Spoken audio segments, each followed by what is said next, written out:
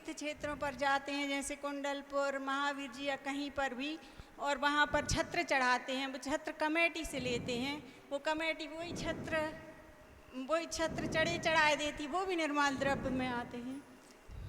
जब किन्हीं तीर्थ यात्रा के लिए हम जाते हैं और तीर्थ वंदना करते समय उन तीर्थ क्षेत्रों में मंदिरों में एक व्यवस्था होती है। 151, 551 आदि आदि राशि में वह आपके लिए एक छत्र थमा देंगे और आपको एक निश्चित स्थान में उसको टांगना है। अगर आप लोग भी इस प्रकार के छत्रों को वहां से लेते हैं और वहीं चढ़ा देते हैं तो ध्यान रखना, इस प्रकार के छत्र चढ़ाने में भी आपको निर्माल्य का पाप लगेगा। क्योंकि जब वह छत्र बनाए गए थे उस समय किसी ना किसी के लिए पहली बार वह छत्र दिए गए थे एक निश्चित राशि में, उन्होंने चढ़ा दिए। अब वह चढ़ाया छत्र पुनः समिति गण उतार करके दूसरे यात्री को पकड़ाती है, तीसरे को पकड़ाती है, चौथे को पकड़ाती है और सबको निर्माल्य भक्षण का पाप लगता है। दूसरा, समिति गण जो इस प्रकार की क्रियाएं करती हैं, इससे भी उनके लिए भी निर्माल्य का दोष लग रहा है। निर्माल्य को ही ले रहे हैं और निर्माल्य ही दूसरे को दे रहे हैं। ध्यान रखें, इस प्रकार का छत्र कभी भी हमारे लिए भगवान के लिए नहीं चढ़ाना चाहिए। शास्त्रों में कहा, जो इस प्रकार निर्माल्य का भक्षण करता है उसके लिए 60,000 वर्ष तक विष्ठा में कीड़ा बनना पड़ता है। अभी कुछ दिन पहले हमने बताया था, नरकायु का बंध होता है, विकलांग होता है और अपने सगे संबंधियों से वह दूर हो जाता है। अनेक बीमारियां उस जीव के लिए होती हैं जो इस प्रकार निर्माल्य द्रव्य का सेवन करता है। अपन अभी कथा सुन रहे हैं धन्य कुमार की, जिसने पूर्व पर्याय में केवल थोड़ी सा द्रव्य हरण किया था और उसके प्रभाव से उसको अनेक दुर्गतियों का बंध हुआ। इसका तात्पर्य है कि हम अनजानतावश जो यह क्रियाएं कर रहे हैं कि छत्र लिया वहीं के वहीं चढ़ा दिया। ध्यान रखें, आप सोने का, चांदी का छत्र, पीतल का छत्र बनवा करके बड़ी श्रद्धा के साथ भगवान के लिए चढ़वाएं। यह तो विशेष पुण्य का संचय करने में निमित्त बनेगा।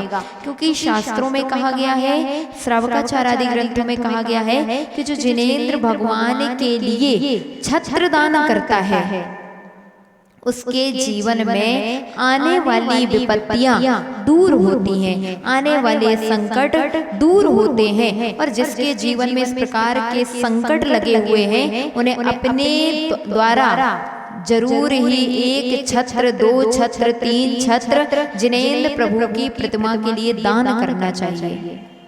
और ऐसे छत्र दान करना चाहिए जो उठा करके पुनः दूसरे यात्री को ना पकड़ा दिए जाएं।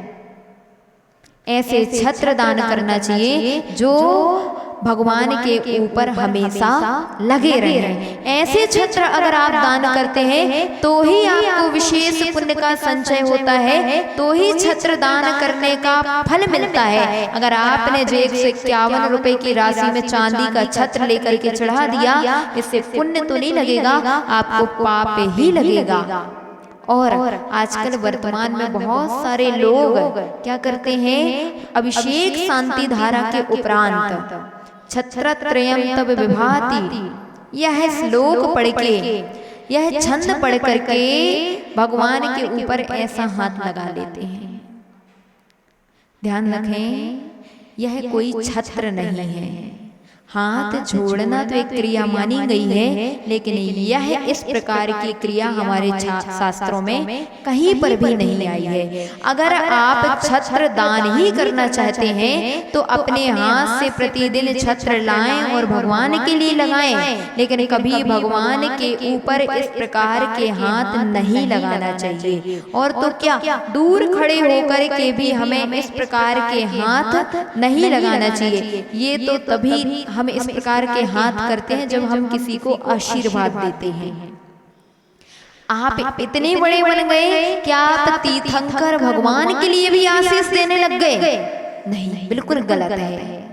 ये विधि भी बिल्कुल गलत है, ऐसा कदापि नहीं करना चाहिए। अच्छी बात है, छत्र के ऊपर हाथ लगा दिया, जो भगवान के ऊपर लगा हुआ है उसके ऊपर हाथ लगा करके आप यह छंद पढ़ सकते हैं। और जितने लोग खड़े हैं वह सब ऐसे हाथ जोड़ करके अनुमोदना करें कि भगवान आपके ऊपर छत्र लगा हुआ है, हम भी ऐसा छत्र कभी दान करेंगे। ये भावना के साथ ऐसे हाथ जोड़ना चाहिए, लेकिन कभी भी ऐसा नहीं करना चाहिए। ना तो यह मुद्रा शोभा देती है, ना आपकी यह क्रिया आपके लिए पुण्य का संचय कराती है। इसलिए इस प्रकार की बात अवश्य ध्यान रखें। प्रकार की क्रिया को अनेक लोगों ने व्यापार बना लिया, मंदिर में एक कमाई का साधन बन गया छत्र दान करना।